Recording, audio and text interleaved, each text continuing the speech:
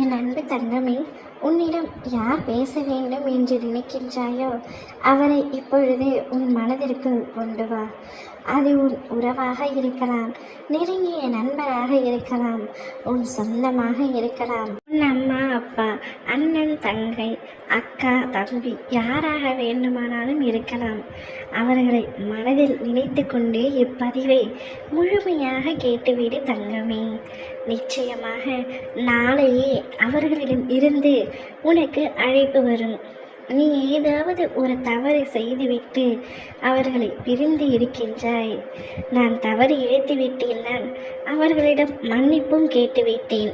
ஆனால் அவர்களோ என்னிடம் பேச இன்று வரை தயாராக இல்லை. என்னை பார்த்தும் பார்க்காதது போல் செல்கின்றார்கள்.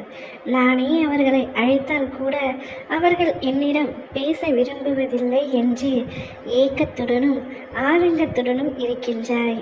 உன்னுடைய ஏக்கம் அனைத்தையும் நான் அறிவேன் தங்கமே. உன்னுடைய பாசம் உண்மையானது, உன்னோட குணம் நேர்மையானது. ஆனால் சிறு இடத்தில் நீ செய்த தவறினால் அது இப்பொழுது இந்த அளவிற்கு உன்னை பாதித்திருக்கின்றது. அவர்களும் உன் மீது அளவு கடந்த அன்பு வைத்திருப்பவர்கள்தான். ஆனால் நீ செய்த சிறு தவறை அவர்களால் தாங்க முடியாமல் இன்று வரை உன்னிடம் மனம் விட்டு பேச முடியாமல் தவித்து கொண்டிருக்கின்றார்கள். அவர்களுக்கு பேச வேண்டும் என்ற எண்ணம் இருந்தாலும் யாரோ ஒருவர் அவர்களை தடுத்து கொண்டிருக்கின்றார். கவலை வேண்டாம் தங்கமே. நீ பேசும் நபர், நீ விரும்பும் நபர் யாராக இருந்தாலும் அவர்களை உன்னிடம் நான் பேச வைக்கின்றேன்.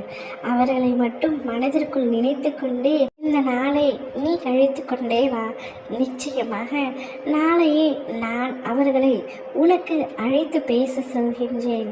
நிச்சயம் நாளை நீ சந்தோஷப்படும்படியான நாளாக இருக்கப் போகின்றது. குறித்து வைத்துக்கொள். உன் அப்பா நான் வாக்கு தவற மாட்டேன். சொன்னதை நிச்சயமாக செய்து காட்டுவேன். செய்து முடித்த பின்புதான் நான் இனிமேல் உன்னிடத்தில் வருவேன் தங்கமே. அப்பொழுது நீ எனக்கு நன்றி சொல்வாய்.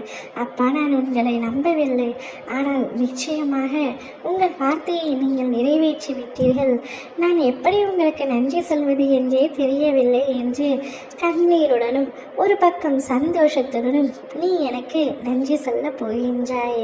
உன்னுடைய நன்றியை உன் மனதிற்குள் வைத்துக்கொண்டு என்னுடைய நாமத்தை ஜபித்து கொண்டே இரு. நிச்சயமாக உன்னை நான் நல்வழிப்படுத்துவேன்.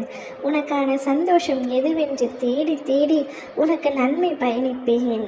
நிச்சயமாக உன்னை நல்வழியில் அழைத்து செல்வேன். ஓம் முருகா.